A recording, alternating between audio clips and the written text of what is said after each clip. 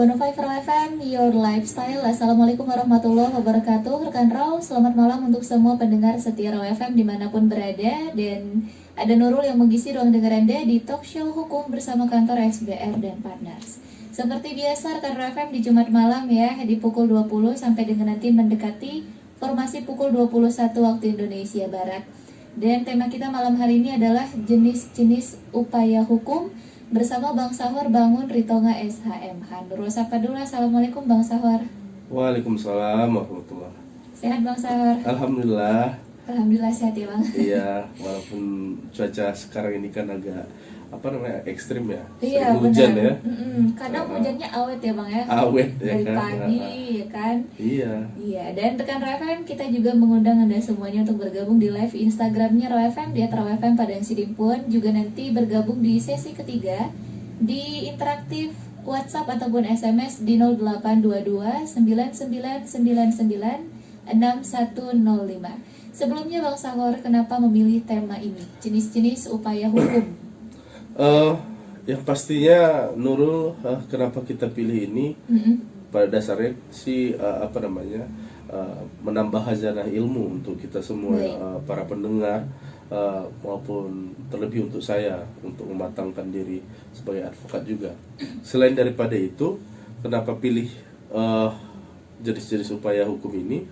Karena dalam monitoring kita selama ini, baik bersidang di pengadilan agama maupun di pengadilan negeri, itu kan ada hak dari para penggugat, tergugat, ataupun terdakwa untuk mendapatkan ataupun mencari keadilannya.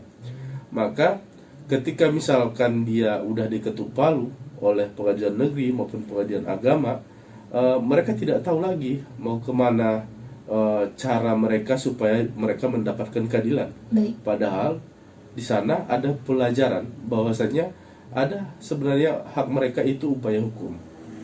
Nanti akan saya lebih jelaskan lebih dalam. Iya, baik. Itu tadi alasannya Bang Sahor ya? Iya. Oke, langsung aja kita jelasin sebenarnya apa sih Bang yang dimaksud dengan upaya hukum itu. Baik. Upaya-upaya hukum itu saya jelaskan, ada upaya hukum biasa dan ada upaya hukum luar biasa. Nah, upaya hukum ini adalah untuk memastikan para pencari keadilan mendapatkan keadilannya sebenarnya. Nah, tidak hanya di tingkat pertama. Tingkat pertama itu di tingkat pengadilan negeri. Kalau misalkan dia pidana maupun perdata, dalam perspektif bukan perceraian, bukan persoalan harta gono gini dan segala macam dalam Islam. Nah, begitu juga dengan di pengadilan agama, itu juga tingkat pertama. Nah, ketika mereka ini tidak menerima atas putusan dari hakim, maka dia itulah ada upaya hukum banding namanya. Baik. Nah, ada juga upaya hukum kasasi dan ada juga dikatakan dia itu perzet. Nah, itu upaya hukum biasa. Dan kalau dia itu yang luar biasa adalah peninjauan kembali. Misal setelah putusan pengadilan tingkat pertama dia tidak merasa cukup adil, maka dia banding naik ke tingkat kedua, yaitu bisa jadi kalau dia pengadilan negeri adalah pengadilan tinggi agama Medan. Kalau dia pengadilan agama, kalau pengadilan negeri pengadilan tinggi Medan dia. Baik. Kemudian setelah dia tidak juga menerima dalam pengadilan tinggi, maka dia katakan kasasi. Setelah dia kasasi, itu kemana? Ke Mahkamah Agung. Nah, ketika ini semua mereka tidak dapat menerima keadilan, ada temuan baru. Nah, maka itulah peninjauan kembali yang berhubungan dengan perkara itu. Gitu. Baik, itu pengertiannya ya Bang ya, juga pembagian dan jenis-jenisnya tadi ada verzet, banding, kasasi itu yang di upaya hukum biasa, kemudian upaya hukum luar biasa tadi ada peninjauan kembali ya Bang ya? Iya. Ya, itu biasanya kalau dalam prosesnya durasinya berapa lama Bang? Kalau dia misalkan kalau dia di pengadilan negeri, kalau dia misalkan dalam perdata itu dia bisa memiliki jangka waktu, bisa langsung diutarakannya pada saat selesai putusan pengadilan, ataupun ketika mereka pikir-pikir ataupun sudah dinyatakan secara lisan, dia dikasih jangka waktu 14 hari kalau dia perdata. Sama dia dengan pengadilan agama, 14 hari. Nah, kalau dia itu pidana dalam pengadilan negeri, itu dia dikasih jangka waktu setelah putusan diketuk oleh majelis hakim. Misalnya nih, ada si A, kemudian dia dikatakanlah ini perkara narkotika, nah, dihukumlah dia misalkan 5 tahun penjara. Sementara kalau menurut anggapan dia ini adalah sebagai pemakai. Yang harusnya perasaan dia ini dihukum di bawah 4 tahun ke bawah. 4 tahun, bisa 3 tahun, bisa 2 tahun, bisa 1 tahun, atau bahkan kalau bisa di bawah 1 tahun gitu. Nah, jadi dia merasa tidak cukup adil, maka dia bisa menyatakan itu. Majelis hakim juga menyampaikan itu. Selama saya di pengadilan negeri, belum ada yang majelis hakim itu yang mengatakan, yang tidak mengatakan hak-hak dari terdakwa. Selama saya di situ selalu disampaikan itu. Ada tiga pilihan. Terima, pikir-pikir, atau banding. Nah, itu yang disebutkan di pengadilan negeri. Nah, ketika misalkan dia menyatakan di saat itu juga secara lisan banding, maka panitera dari panitera pengganti pada saat persidangan mencatatnya, dan panitera dari pengadilan itu mengeluarkan aktanya dan mengirimkan itu salinannya itu kepada para pihak. Bahwasanya dia ini banding. Dan bisa juga ini Nurul, tanpa dia harus mengatakan di situ, dia sudah diberikan jangka waktu selama 7 hari. Nah, ingat itu. Kalau pidana kalau pidana dia itu 7 hari. Kalau perdata dia itu 14 hari gitu. Jadi kalau lewat dari situ, maka dianggap sudah menerima. Makanya ini sangat serius. Tidak boleh dikatakan ini hanya kalau udah lewat, misalkan ini perlu pemahaman dan pencerdasan kepada masyarakat. Kalau seandainya keluarganya terlibat masalah hukum, baik di pengadilan negeri maupun di pengadilan agama, ada jangka waktunya. Kalau lewat daripada situ, daripada 7 hari kalau pidana, daripada 14 hari kalau dia perdata, maka dianggap gugur haknya itu. Udah dikasih kesempatan, tapi dia tidak mengambil kesempatan itu, ya udah dia dianggap sudah menerima putusan itu gitu. Udah inkah namanya. Iya, Bang Saur tadi Nurul menangkap ada diberikan pilihan diterima, kemudian pikir-pikir dan banding ya Bang. Iya. Sebenarnya perbedaan pikir-pikir itu dengan durasi waktu yang diberikan. Kalau misalnya pidana tadi 7 hari, perdata 14 hari, di mana Bang bedanya? Pada dasarnya begini. Pada dasarnya mau dia terima, mau dia pikir-pikir, mau dia selain daripada banding, dan itu tidak dicabutnya, dia itu diberikan jangka waktu 7 hari. Andai kata pun dicabutnya sebelum berkasnya dikirim, boleh. Tetapi alangkah lebih bagusnya sebelum 7 hari. Tapi kalau seandainya dia itu misalkan menerima katanya, tiba-tiba itu kan secara lisan dikatakan terima, tapi undang-undang memperbolehkannya itu selama 7 hari itu. Andai kata itu dia tiba-tiba berpikir, dia masih bisa mencabut itu, kemudian menyatakan banding. Boleh berubah pikiran. Sementara di rentang waktu itu ya, sementara pikir-pikir, berpikir-pikir selama 7 hari itu juga. Artinya tidak memberikan jawaban. Tidak memberikan jawaban. Dia berpikir apakah mempertimbangkan banding ataupun menerima gitu. Baik. Ini kalau Bang Saur lihat di lapangan, apa masyarakat sudah tahu soal ini atau bagaimana Bang di eksekusi di lapangannya? Kalau di lapangannya rata-rata pemahaman masyarakat mengenai jangka waktu ini banyak yang tidak paham. Satu. Yang kedua, pemahaman dari masyarakat, kalau sudah diputus oleh pengadilan, oleh majelis hakim di pengadilan, kalau dia tidak terima, dia itu tidak bisa dia hanya mengeluh di belakang. dia hanya mengeluh di belakang, tapi tidak tahu rupanya caranya untuk mencari keadilan itu ada banding. Baik. Ada juga kasasi namanya. Makanya sebenarnya kalau bagusnya tidak usah harus pakai pengacara. Kalau dia sudah memahami itu, inilah kalau tidak paham, makanya itulah harus dituntut oleh pengacara. Baik. Karena di dunia pengacara kami ini tidak ada kewajiban, terkecuali dia pendampingan yang ancaman hukumannya kalau pidana, yang ancaman hukumannya melebihi 5 tahun penjara.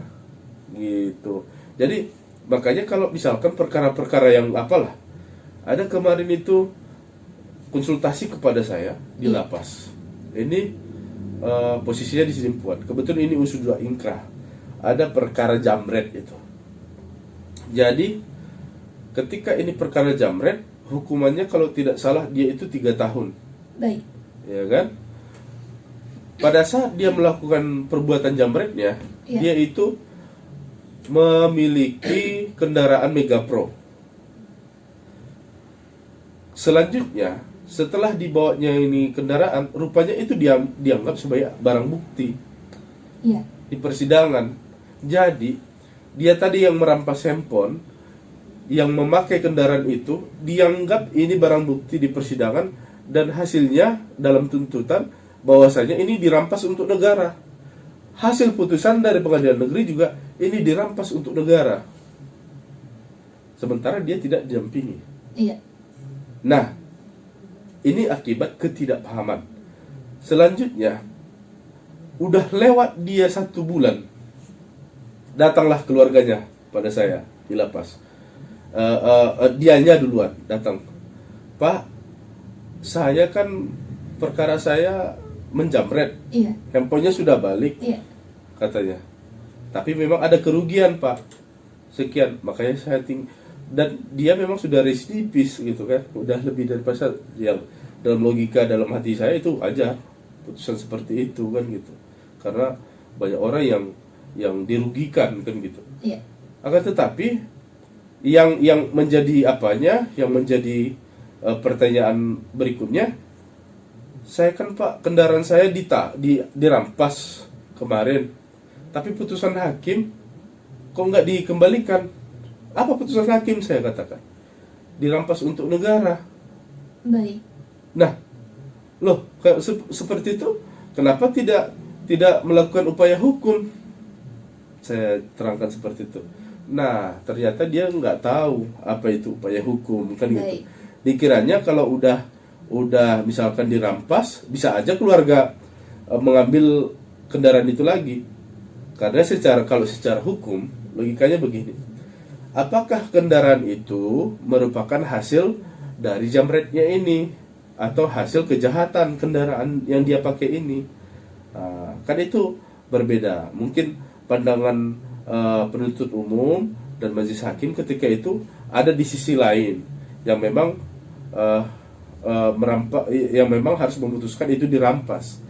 Saya tidak mengikutinya memang. Akan tetapi itu kan masih ada peluang-peluang untuk dirinya. Iya, benar. Jadi dia bisa melakukan upaya-upaya supaya barang bukti ini tidak dirampas untuk negara dengan melakukan upaya-upaya hukum seperti itu tadi. Rata-rata seperti yang saya alami itu karena ketidakpahaman terhadap apa yang dikatakan upaya-upaya hukum itu. Gitu. Sayang sekali ya Bang Sawar. Sayang sekali kalau udah dirampas untuk negara, maka dia harus ikuti lelang. Iya. Dari kejaksaan kan? Ikuti lelang dulu dan statusnya bakal sama seperti kita kalau kita ikut daftar lelang juga. Baik. Jadi dia bakal balik sama saya, nggak ada lagi. Makanya pemahaman seperti ini perlu juga diapakan kan gitu. Benar. Memang itu kita tidak bisa salahkan penuntut umumnya, kita juga tidak, itu karena ada pertimbangan lain kan gitu. Baik. Kita nggak tahu, kita nggak bahas kesananya memang. Cuman yang kita bahasanya ketidaktahuan dia. Harusnya kalau dia tahu kan, dia udah ini kian kan, nggak cerita di belakang dia kan. Benar sekali. Langsung gitu bersuara ya Bang ya. Iya, langsung bersuara. Iya, baik Bang Sawar dan juga rekan RFM, kita break sebentar Bang. Kita Boleh, lanjut lagi boleh. nanti di segmen kedua. Tetap di 105 RFM, Your Lifestyle rekan Raw.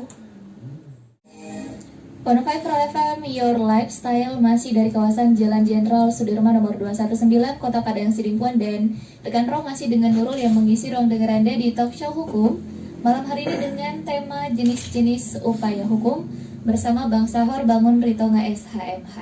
Ya Bang, tadi kita sudah bahas tentang banding ya Bang ya. Mungkin ada yang ingin ditambahkan lagi Bang seputar banding? Oh ya, ada yang mau saya tambahi. Itu tadi ada pembahasan tentang PRZ ya. Iya, PRZ. Ya kan, ada PRZ.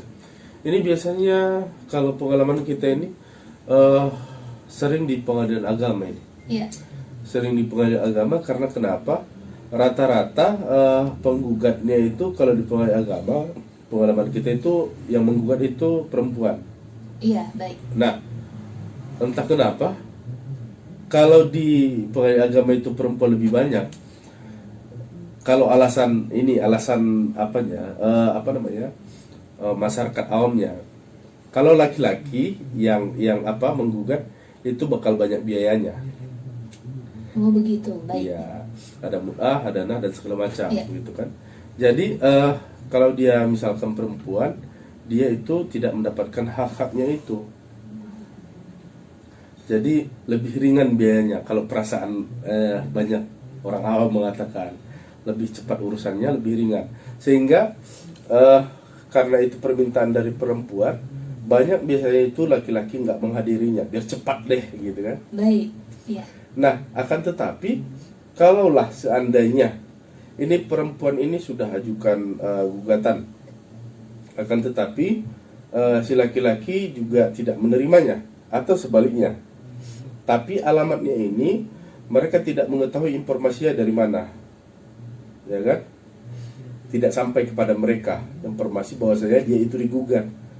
Nah, itulah selanjutnya ini berjalan persidangannya dan dihasilkanlah dia putusannya itu karena tidak dihadiri oleh tergugat, maka putusannya itu adalah perstek. Nah, upaya hukum biasanya adalah perjet namanya, perlawanan terhadap putusan perstek. Karena dia tadi tidak hadir, baru kemudian dia mengetahuinya, maka masih boleh dilakukan perlawannya, digugatnya balik dia.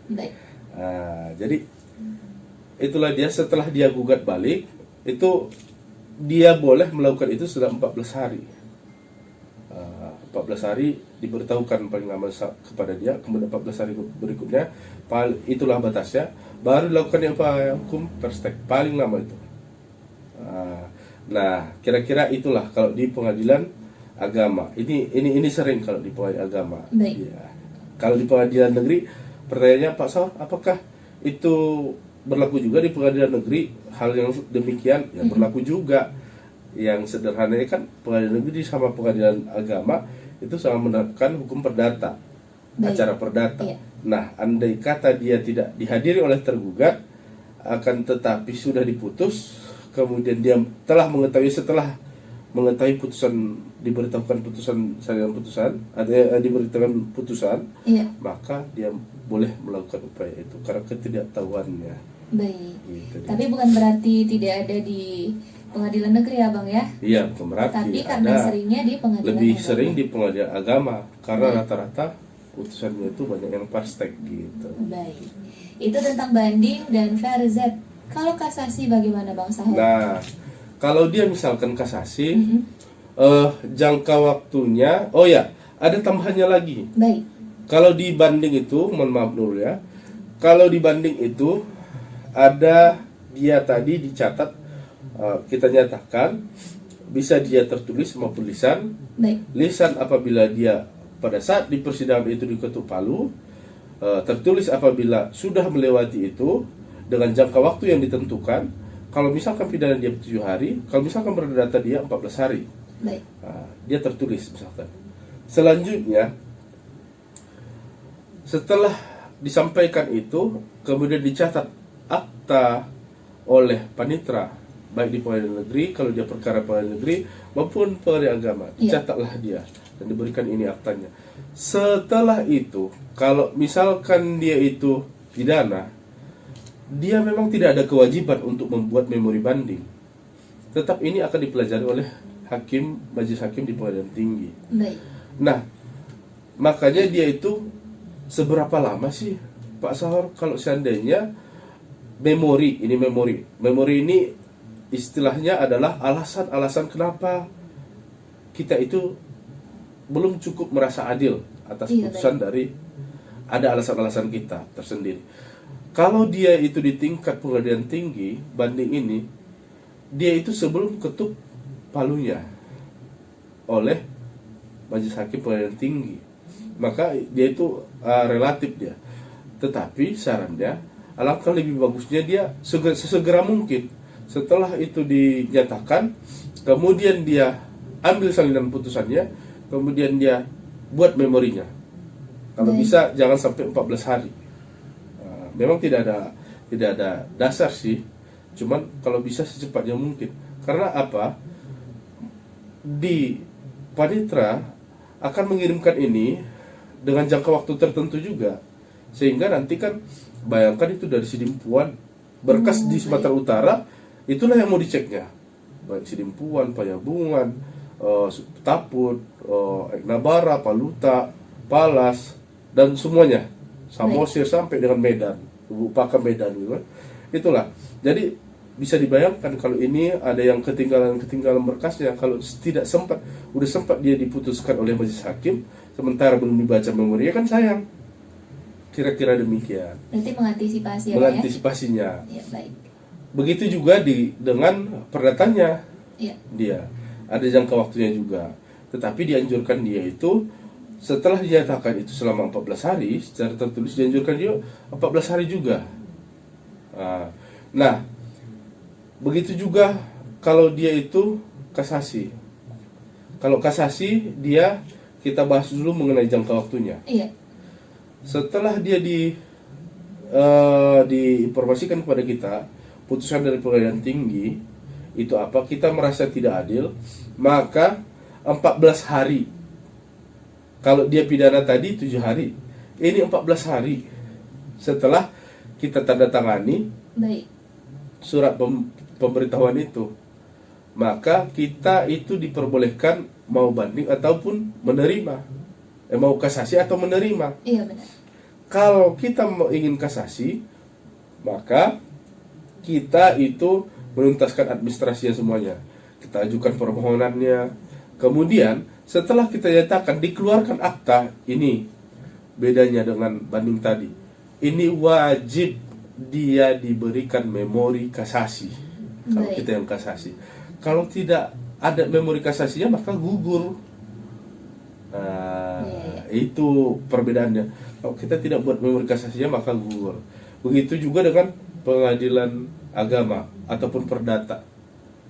Tapi kalau kontranya itu tidak ada kewajiban. Kontranya ini adalah perlawanan terhadap siapa yang menggugat. Menggugat kasasinya. Gitu. Tidak ada kewajiban lagi.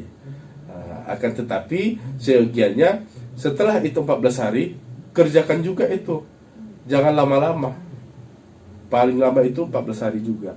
Karena dalam jangka waktu, misalkan apa, kalau udah dinyatakan 7 hari harus disampaikan kalau kasasi kepada pihak lawan gitu. Kemudian akan dikirim selama ada itu jangka waktunya, saya sudah kurang ingat, ada 30 hari kalau nggak salah. Harus dikirimkan oleh pengadilan negeri ataupun pengadilan agama ke Mahkamah Agung gitu. Dan bisa kita bayangkan lagi seluruh Indonesia loh. Iya, benar. Dari Sabang sampai Merauke berkasnya. Iya, benar. Makanya kalau di tingkat banding itu tadi itu karena dia provinsi itu biasa 3 bulan dia. 3 bulan. Kalau di tingkat kasasi dia itu mau diputus itu bisa 6 sampai 8 bulan. Baik. 6, 7 bulan, 8 bulan kira-kira gitu. Lebih lama pasti ya, Bang ya? Ya, lebih lama. Bagaimana dengan peninjauan kembali, Bang Sahor? Oke, mengenai peninjauan kembali, dia itu ada beberapa faktor sih. Yang paling sering adalah misalkan adalah bisa kategori bebas sih. Ini sudah upaya hukum luar biasa. Baik. Ini seperti yang kita tangani kemarin, ada kasus pidana yang alhamdulillah kita bebaskan atas izin Tuhan dan pertimbangan majelis hakim yang luar biasa. eh, dia dibebaskan. Kemudian jaksa penuntut umum dia itu melakukan upaya hukum luar biasa, yaitu melakukan perlawanan dengan upaya hukum tidak banding lagi, tapi langsung ke Mahkamah Agung. Boleh Tidak seperti itu, boleh. Baik. Tapi dia alasannya harus jelas. Bisa dia bebas ataupun lepas. Baik. Dia boleh itu bebas ataupun lepas. Dia langsung ke Mahkamah Agung tanpa harus ke Pengadilan Tinggi terlebih dahulu. Itu satu. Yang kedua, ini sudah ingkrah putusannya. Sudah ingkrah. Bisa jadi dia sudah menjalani pemidanaannya, tapi tiba-tiba di pertengahan pertengahan dia menjalani pidananya, dia mendapatkan bukti baru. Bukti baru, katakanlah seperti mencuri tadi. Dia dituduh mencuri dan divonis, baik, ya kan, tidak bebas, divonis dia. Tiba-tiba di pertengahan jalan ada yang membuktikan bahwasannya CCTV, katakanlah seperti itu, yang sebenarnya mencuri barang itu ada ditemukan CCTV misalnya, seperti itu. Jadi lebih nyata dia kan. Nah, ini boleh diajukan kembali. Mahkamah Agung itu tidak menutup mata untuk para pencari keadilan. Itu maknanya. Jadi ini ada rekaman CCTV yang betul-betul bisa dibuktikan, kemudian ada saksi ahlinya, kemudian bisa memang dia untuk dibuat sebagai bukti baru untuk menguatkan bahwa dia tidak bersalah. Baik. Gitu. Boleh diajukan lagi. Gitu dia. Itu peninjauan kembali ya, Pak, ya? Langsung ke MA. Iya, itu contoh sederhana. Iya. Masih banyak contoh-contoh yang lain sih. Baik, rekan FM, itu dia tadi bedanya sudah jelas sekali ya, Bang ya. Iya, kalau gitu kita break sebentar, Bang Sahor. Untuk pertanyaan nih rekan FM, silakan kirimkan via WhatsApp ataupun SMS di 0822 9999 6105. Jangan kemana-mana, tetap stay tune di 105 Raw FM, Your Lifestyle. 105 Raw FM, Your Lifestyle. Rekan Raw, Anda masih bersama kami di Talk Show Hukum dengan tema jenis-jenis upaya hukum bersama Bang Sahor Bangun Ritonga SHMH. Ya Bang, kita sudah ada di sesi ketiga ya Bang ya. Tadi kita sudah bahas tentang apa yang dimaksud dengan upaya-upaya hukum. Berikut jenis-jenisnya, tadi ada verzet, banding, kasasi, ada juga peninjauan kembali. Ini ada beberapa pertanyaan nih Bang Sahor di sesi ketiga ini ya. Jika kemudian di pengadilan pertama kita kalah nih Bang Sahar, apakah ada kemungkinan banding kita bisa menang? Seberapa besar kemungkinannya? Pertanyaan yang sangat bagus sekali. Mengenai mengenai apakah permintaan kita itu dikabulkan di pengadilan tinggi atau tidak, itu memang tergantung alasan kita. Baik. Alasan kita kenapa kita itu merasa tidak adil di pengadilan tingkat pertama. Kalau misalkan dia itu mengenai persen-persenan, itu kita tidak bisa menentukannya. Baik. Akan tetapi begini, terkadang Nurul, orang yang orang yang merasa dia itu merasa terzolimi dengan alasan-alasan yang jelas dibuat dia, dan itu juga bisa dipertimbangkan secara hukum kebenarannya, maka dia itu mudah-mudahan atas keobjektivitasan dari pengadilan tinggi itu, dia itu biasanya lebih dipertimbangkan juga, gitu dia. Baik. Akan tetapi dia merasa tidak adil misalkan gini, tapi tidak ada alasan untuk yang menguatkan terhadap ketidakadilan dia, sehingga secara hukum juga tidak ada landasan hukum atau pertimbangan hakim yang nantinya menjadi sebuah poin agar hukumannya ini bisa diringankan ataupun keadilannya juga bisa diterima. Baik. Makanya saya katakan ini relatif, tergantung alasan, tergantung itikat dia itu untuk memperjuangkan hidup dia itu. Baik. Kalau misalkan dia acuh tak acuh saja, dia misalkan saya nggak banding lah gitu kan, tapi dia acuh tak acuh di belakang layar dia mengatakan memang semuanya harus begini, begono, tidak ada yang adil gitu, maka mungkinkah dia mendapatkan keadilannya? Tidak. Tapi kalau memang dia sudah kekeh ini tidak adil, dia lakukan upaya hukum, maka lebih mending dia seperti itu daripada tidak sama sekali. Baik, iya benar sekali. Lebih mending dia memilih upaya hukum itu. Gitu dia ceritanya. Baik. Yang pastinya kalau dia tingkat banding, kasasi ataupun PK, dia adalah untuk hak dari terdakwa, hak dari penggugat ataupun yang kalah di sana untuk mendapatkan keadilan dia. Mengenai persenan itu relatif. Itu tergantung pertimbangan hakim yang ada di pengadilan tinggi juga. Begitu juga di tingkat kasasi. Baik, iya. Dia harus melihat keobjektivitasannya juga.